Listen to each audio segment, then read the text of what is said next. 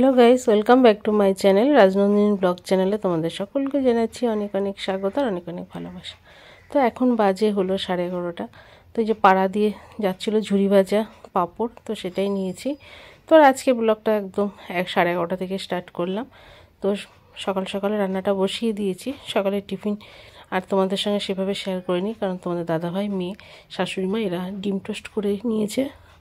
তো সেই জন্য ওটা আমি আর দেখিনি, করে রেখে যাইনি আর কি। বলেছিলাম কিছু একটা করে নিয়ে খেয়ে নিও। আর এই যেখানে ভোলা মাছগুলো বের করে রেখেছি।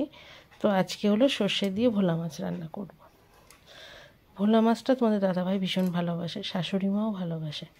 তো আমার আবার মাছটা তো খুব একটা ভালো লাগে না, একটু ভাজা হলে ভালো লাগে।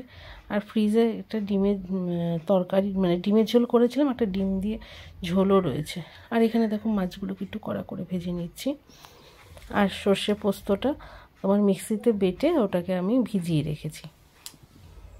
তো আগেই দেখালাম উচ্ছেগুলো ঝিরিঝিরি করে কাটা। তো আগে স্কুল থেকে এসেই তোমার উচ্ছেগুলোকে একদম ঝিরিঝিরি করে কেটে নিয়েছি, একদম কচি ছিল উচ্ছেগুলো। তো সবগুলো উচ্ছেই ভাজা করে ফেলেছি। আর তোমার হলো একটা লঙ্কাও দিয়েছিলাম, দেখালাম, কারণ একটু ঝাল ঝাল করে ভেজেছি। আর উচ্ছে ভাজাটা তোমার হলো খুব একটা খেতে চায় না মেয়ে। আর এখানে যে সর্ষে পোস্তটা বেটে রেখেছিলাম, আর এখানে দেখো কিছু ছিমও মাছ ভাজার পর না কটা ছিম ভেজে রেখেছি। তো এটা দেখানো হয়নি। আর আমার মা এসেছিল, তো অনেকগুলো লাল শাক নিয়ে এসছে। তো লাল শাকটা মেয়ের ভীষণ প্রিয়। তো ভাবলাম যে তাহলে লাল শাকটাও করে ফেলবো। আর এখানে দেখো এই যে একদম পুরো গা মাখা করেছি। আর তারপর এখানে দেখো লাল শাকটাকে একদম সঙ্গে সঙ্গে কেটে বসিয়ে দিয়েছি। আর জলটা না ঝরেনি, তো দেখো অনেকটা জল বেরিয়ে গেছে। কিন্তু এই জলটা তো ফেলবো না, কারণ এটাই তো ভিটামিন বলো। তো এই জন্য এই জলটাও আমি একদম শাকের মধ্যে দিয়ে টানিয়ে নেবো, এতে গ্যাসটা একটু বেশি পুড়লো আর কি। আর আমার মা বলে সবসময় শাকটা ধুয়ে নিয়ে কাটতে। আর এখানে দেখো, আর এত এক কড়াই ভর্তি ছিল, তো দেখো কতটুকু হয়ে গেল, একদম একটুখানি হয়ে গেছে। আর তারপরে এখানে দেখো তোমার কামরাঙা মাখা, এগুলো আমার ছোটো বোন দিয়ে গেছিলো। তো এটাকে একটু ধনেপাতা দিয়ে ভালো করে মাখছি। তো আমি অবশ্য এরকম লঙ্কা দিয়ে ডলে ডলে মাখি না, আমার মা এসছে বলে, তাই মা বললো ধনেপাতা দিয়ে মাখ, ভালো লাগবে। তো ধনেপাতাগুলো তো কোনো গন্ধ বাসনা বলে কিচ্ছু নেই। আর এই ধনেপাতাগুলো দিয়ে একটু বড়া করে ফেলবো। অনেকগুলো ধনেপাতা কেটে রেখেছিলাম, এর আগে তোমাদের দেখিয়েছিলাম। তো এগুলো দিয়ে ভাবছি আজকে তোমার এক সময় বড়া করে ফেলবো।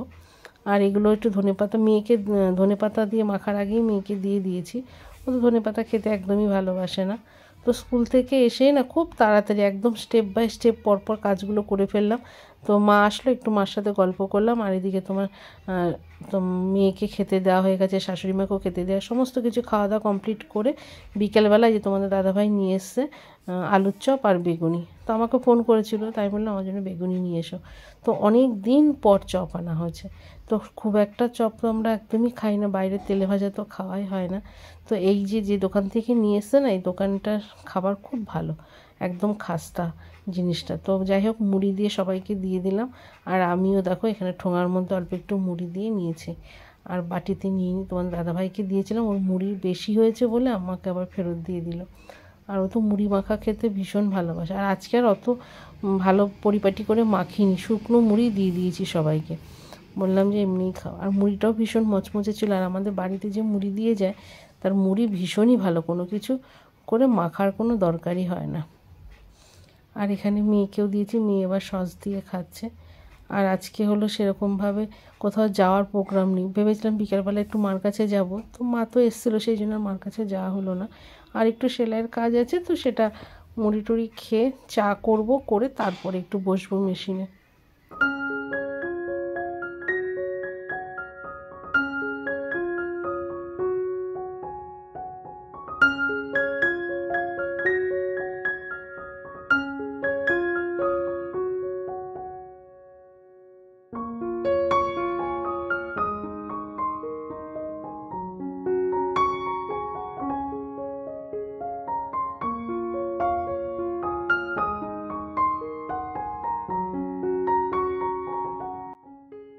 আর এখানে দেখো একটু সেলাইয়ের কাজ বাকি ছিল, সেটা করে ফেললাম। তো এখন বাজে হলো বিকেল 5টা মতন।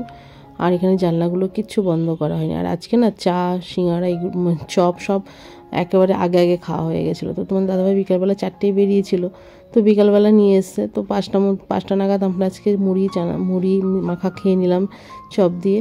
আর এখানে তোমার হলো জানলাটা এখনও বন্ধ করা হয়নি। আর বিকেল হতে না হতেই যা মশার উৎপাত, বাপরে বাপ। মেয়েকে অনেকবার বলেছি যে একদম দুপুরবেলা খাওয়া দাওয়া হয়ে গেলে না জানলাটা বন্ধ করে দিস। তো আজকে আবার 2-3বার করে কারেন্ট যাচ্ছিলো, তো সেই কারণে আর বন্ধ করা হয়নি। তো চলো বন্ধুরা, আজকের মতন ভিডিওটা এখানে শেষ করছি। ভালো লাগলে লাইক কমেন্ট শেয়ার করো, আর খুব ভালো লাগলে আমার চ্যানেলটাকে সাবস্ক্রাইব করে আমার পাশে থেকো। তো দেখা হচ্ছে আগামীকাল ঠিক দুপুর 2টোয়।